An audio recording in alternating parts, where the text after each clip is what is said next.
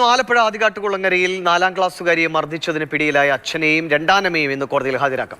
ഒളിവിലായിരുന്ന ഇരുവരും ഇന്നലെ രാത്രിയിലാണ് പോലീസിന്റെ പിടിയിലായത്. മർദ്ദനമേറ്റ 4ാം ക്ലാസ്സുകാരി നിലവിൽ പിതാവിന്റെ അമ്മയുടെ സംരക്ഷണത്തിലാണ്. വിദ്യാഭ്യാസ മന്ത്രി വി ശിവൻകുട്ടി ഇന്ന് കുട്ടിയെ കാണാനെത്തുകയും ചെയ്യുന്നുണ്ട്. രഘുനാഥ് നാരായണൻ വിവരങ്ങളുമായിട്ടുണ്ട്. രഘു, ആ കുഞ്ഞിന്റെ ഡയറിക്കുറിപ്പാണ് കഴിഞ്ഞ ദിവസങ്ങളിലൊക്കെ ആളുകൾ ചർച്ച ചെയ്ത് സോഷ്യൽ മീഡിയയിലുമൊക്കെ വളരെയധികം ആളുകൾ അത് പങ്കുവയ്ക്കുകയും ചെയ്തു. അങ്ങനെയാണ് ഈ വിവരങ്ങൾ പുറം ലോകം അറിയുകയും ചെയ്തത്. എന്തായാലും ഇവരെ പിടികൂടിയിട്ടുണ്ട്. അപ്പോഴും ആ കുഞ്ഞിൻ്റെ വാക്കുകളുണ്ടായിരുന്നു, വാപ്പിയെ ശിക്ഷിക്കരുതേ എന്ന്, അല്ലേ? ഇത്രയും വേദന സഹിച്ചിട്ടും ആ കുഞ്ഞതാണ് പറഞ്ഞത്.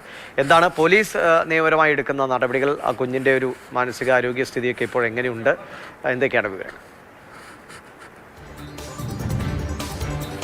ഈ വിഷയം കുഞ്ഞിനെ മർദ്ദിച്ച കേസിൽ നൂർനാട് പോലീസ് എടുത്ത കേസിൽ 1ാം പ്രതി അച്ഛനും 2ാം പ്രതി രണ്ടാനച്ഛനുമാണ്. ഈ കേസ് രജിസ്റ്റർ ചെയ്തതിന് പിന്നാലെയാണ് അച്ഛനും അമ്മയും ഒളിവിൽ പോകുന്നത്. ബുധനാഴ്ച വൈകുന്നേരത്തോടുകൂടി ഒളിവിൽ പോയ ഇരുവരെയും വെള്ളിയാഴ്ചയാണ് 2 ഇടങ്ങളിൽ നിന്ന് പിടികൂടുന്നത്. അച്ഛനെ പത്തനംതിട്ട ജില്ലയിലെ അടൂരിനടുത്തുള്ള സ്ഥലത്ത് നിന്നും രണ്ടാനമ്മയെ ചക്കുവള്ളി എന്നുള്ള സ്ഥലത്ത്, കൊല്ലം ജില്ലയിലാണെങ്കിലും ഇവരുടെ വീടിൻ്റെ നിന്ന് ഒരു 10 കിലോമീറ്റർ അടുത്തുള്ള സ്ഥലമാണ് ചക്കുവള്ളി. 2 പേരെയും ഇന്നലെ രാത്രി അറസ്റ്റ് ചെയ്യുകയും അവരെ ഡിവൈഎസ്പി ഓഫീസിൽ, ചെങ്ങന്നൂർ ഡിവൈഎസ്പി ഓഫീസിൽ എത്തിച്ച് ചോദ്യം ചെയ്തതിന് ശേഷമാണ് ഇവിടേക്ക് നൂർനാട് പോലീസ് സ്റ്റേഷനിലേക്ക് കൊണ്ടുവന്നത്.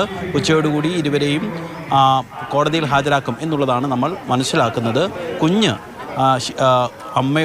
അച്ഛൻ്റെ അമ്മയുടെ സംരക്ഷണയിലാണ് ഉള്ളത്. അവൾ സ്കൂളിൽ പോയി തുടങ്ങിയിട്ടില്ല. അല്പസമയത്തിനകം വിദ്യാഭ്യാസ മന്ത്രി കുട്ടിയെ സന്ദർശിക്കുന്നുമുണ്ട്.